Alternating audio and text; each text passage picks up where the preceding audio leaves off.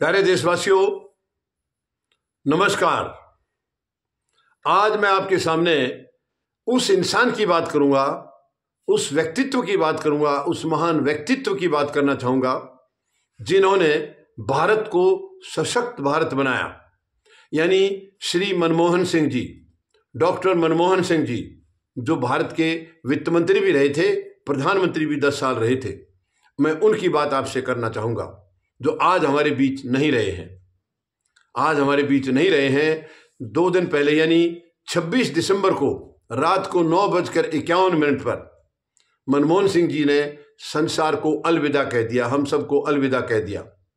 यानी अगर आज हम जिस हालत में हैं, सच में हम ईमानदारी से अगर इसको वो कबूल करें तो आज के भारत को बनाने में मनमोहन सिंह जी का बहुत बड़ा हाथ था, बहुत बड़ा हाथ था। इसको कोई नकार नहीं सकता है, कोई मना नहीं कर सकता है, चाहे कोई उनके विरोधी हो या उनके पक्ष वाले हो, कोई मना नहीं कर सकता। देश को किस हालत से निकाल करके उन्होंने कहां तक पहुंचाया था, इसको कोई भूल नहीं सकता है। मनमोहन सिंह जी का व्यक्तित्व बहुत ही अजीब किस्म का था। वो एक ऐसे व्यक्तित्व के धनी थे जो शायद ऐसा व्यक्तित्व धरती पर बहुत कम देखने को मिलता है। मनमोहन सिंह जी जब भारत पाकिस्तान का बंटवारा हुआ था तो ये इनका परिवार पाकिस्तान में था और बंटवारे के तुरंत बाद ये भारत आ गए थे। और उस हालत में आप देखिए क्या था, इनके पास कुछ नहीं था, बहुत गरीब हालत में थे। आने के बाद अपने आप को जैसे स्टेब्लिश किया इन्होंने, बहुत बड़ा इनका योगदान था, बहुत बड़ा योगदान था। अपनी पर्सनल मेहनत करके पढ़ाई जो इन्होंने की है, ग्रेजुएशन पंजाब से की, उसके बाद ये इंग्लैंड चले गए, बाकी सारी पढ़ाई इंग्लैंड से की इन्होंने, इकोनॉमिक की सब वहाँ से की है। और भारत आने के बाद कई महत्वपूर्ण पदों पर रहे हैं मनमोहन सिंह जी, कई पदों पर अपनी जिम्मेवारियां निभाई हैं और हर जगह इन्होंने अपनी छाप छोड़ी है। कोई पद ऐसा नहीं था जहां इन्होंने जिसको हल्के में लिया हो। इन्होंने अपने पद को, अपने प्रोफेशन को हमेशा सबसे नंबर 1 पर माना है, नंबर 1 पर माना है। और जो शिक्षा इन्होंने ग्रहण की थी उसकी छाप हर जगह छोड़ी है, हर जगह छोड़ी है। और आपको ध्यान होगा 1991 में जब चुनाव के प्रचार चल रहे थे लोकसभा के, उस वक्त राजीव गांधी जी की हत्या कर दी गई थी। और वरना तो प्रधानमंत्री राजीव गांधी जी बनते, मगर उस वक्त फिर नरसिम्हा राव जी को प्रधानमंत्री बनाया गया था। नरसिम्हा राव जी को प्रधानमंत्री बनाया गया। उस वक्त देश बहुत ही खराब हालात में था, बहुत ही संकट में था, आर्थिक व्यवस्था बहुत बुरी हालत थी। फॉरेन रिजर्व हमारे पास जो है बहुत कम था, चंद दिनों का था। उस वक्त देश को एक ऐसे व्यक्तित्व की जरूरत थी जो मनमोहन सिंह जी के रूप में देश को मिला, यानी पीसी अलेक्जेंडर। उन्होंने नरसिम्हा राव साहब को एडवाइज किया, सलाह दी कि आप वित्त मंत्रालय का जिम्मा मनमोहन सिंह जी को सौंप दीजिए। तब नरसिम्हा राव साहब ने, यानी कि उस वक्त जो प्रधानमंत्री बने, उन्होंने बुलाया मनमोहन सिंह जी को और उन्हें ये पद सौंपते हुए कहा कि अगर आपके कार्यों से, आपके प्रोफेशन से अगर कुछ अच्छा होता है तो इसका क्रेडिट हम दोनों को जाएगा, देश को तो जाएगा ही, हम दोनों को जाएगा, ये उन्होंने कहा। और अगर गलत हुआ, यानी आप कामयाब नहीं हुए, तो उसके जिम्मेवार आप होंगे, ये प्रधानमंत्री ने उस वक्त कहा था। लेकिन मनमोहन सिंह जी उनकी बातों से जरा से भी घबराए नहीं, क्योंकि उनको मालूम था, उनके अंदर आत्मविश्वास भरा हुआ था। इतना आत्मविश्वास था मनमोहन सिंह जी के अंदर, शायद ये हर व्यक्ति के अंदर नहीं हो सकता है। उन्होंने अपने पहले ही बजट में वो नक्शा पेश किया है, आर्थिक हालातों का वो रोड मैप पेश किया है कि जिससे भारत उभरता ही चला गया है, उठता ही चला गया है। पहला यानी कि मई 1991 में तो ये सरकार बनी थी और जुलाई में जो बजट पेश किया गया था, उस पहले बजट में ही मनमोहन सिंह जी ने ये दिखा दिया था कि वो क्या व्यक्तित्व है, किस व्यक्तित्व के धनी है। और जहां देश हमारा आखिरी के 3 पायदान पर था, यानी पूरी दुनिया में आखिरी के 3 पायदान पर था, इतनी खराब हालत थी, उस देश को ये 10 साल मनमोहन सिंह जी प्रधानमंत्री रहे हैं और वो वहां से आखिरी के 3 पायदान से ऊपर के टॉप के 3 पायदान पर देश को ले आए थे। कभी नहीं भूल पाएगा भारत उनके ऋण को, हमेशा उनका ऋणी रहेगा, उनके दिए हुए को भारत कभी भूल नहीं पाएगा। कहां से निकाल कर कहां तक वो देश को ले आए थे, इसको भारत कभी भूल नहीं पाएगा, कभी भूल नहीं पाएगा। इतनी सादगी थी उनके अंदर, पूरी लाइफ इतना जीवन सादा था उनका, बहुत ही सिंपल था। यानी उनकी, आप देखिए नॉर्मली लोग हैसियत दिखाते हैं गाड़ियों से, गाड़ियों से हैसियत दिखाते हैं। मनमोहन सिंह जी के पास अपनी जो पर्सनल गाड़ी थी, निजी गाड़ी थी, वो मारुति 800 थी। सब जानते हैं वो कितनी सिंपल गाड़ी है, और उसके ऊपर भी वो फख्र करते थे। वो बार बार कहते थे मेरी गाड़ी तो ये है, ये जो दूसरी लंबी चौड़ी गाड़ी है ये तो प्रधानमंत्री की है।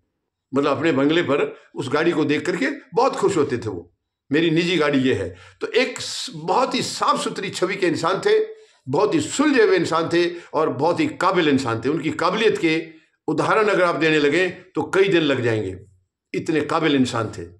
आज अगर मैं ये कहूं कि भारत जिस जगह आज खड़ा है आर्थिक स्थिति के हिसाब से, वो मनमोहन सिंह जी की देन है। अगर मैं ये कहूं तो कोई गलत नहीं होगा। वो ऐसा उन्होंने देश को एक अपनी छाप दी। जब वो वित्त मंत्री रहे थे, उन्होंने देश को कहां से निकाल करके कहां लाए थे, और वो बड़ी बड़ी कहानियां हैं। यानी उस वक्त जो है 300 किलो सोना इन्होंने उस वक्त निकाला, उसको जो है ना, उसके बाद जो पैसा आया है उससे उन्होंने कहीं शौक में या कहीं इधर उधर नहीं लगाया, जो कि आज की सरकारें कर रही हैं। आज की सरकार को कोई लेना देना नहीं है देश से या देशवासियों से या देश की तरक्की से।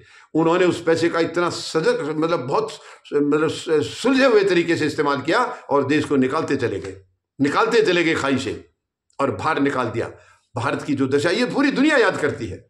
मनमोहन सिंह जी के काम से सारा संसार प्रभावित है, पूरी दुनिया तारीफ करती है उनकी। और दूसरी, उनके अंदर एक और इतनी सादगी थी, कभी वो किसी से नाराज नहीं होते थे, कभी नाराज नहीं हुए।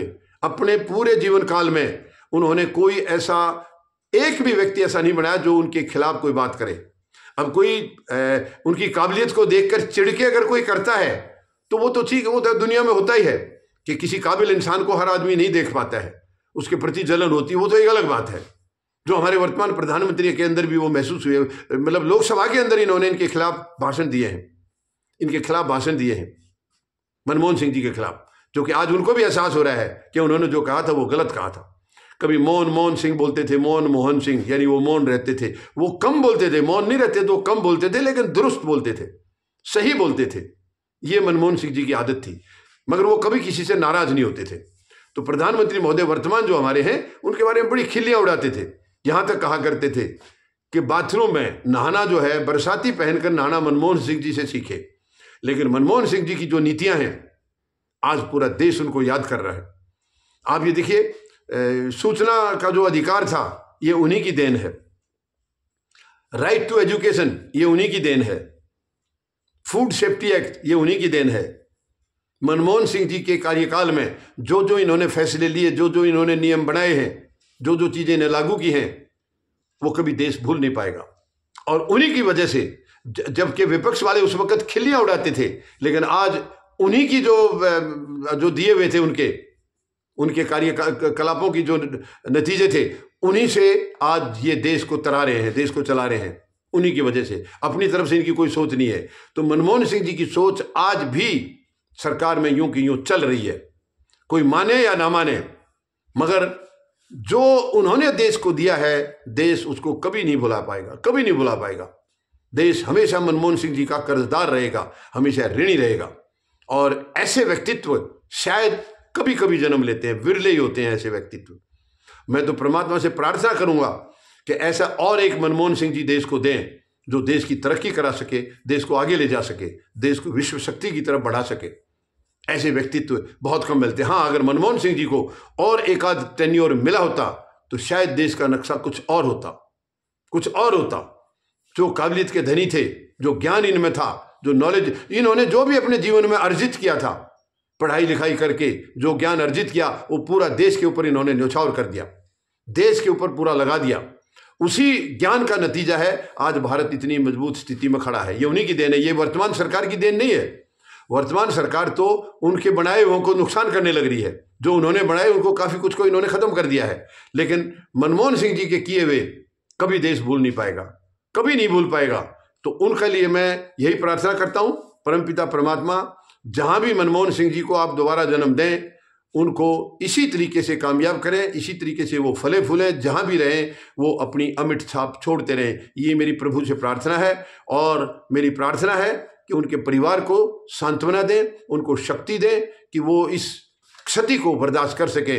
इवन पूरा देश, यानी कि देश ही उनका परिवार था, मैं ये भी भगवान से प्रार्थना करता हूं कि पूरे देशवासियों को भी शक्ति दें, हौसला दें, ताकि मनमोहन सिंह जी के जाने की जो क्षति है उसको हम बर्दाश्त कर सकें। उस खाई को भर तो नहीं पाएंगे हम, जो खालीपन, जो सूनापन उनके जाने के बाद हुआ है, उसके भरने की उम्मीद बिल्कुल नहीं लग रही है, क्योंकि ऐसा व्यक्तित्व आज हमें सामने कोई दिखाई नहीं दे रहा है जो कि उनकी जगह को ले ले या उनके जाने के बाद जो खालीपन हुआ है उसको भर दे।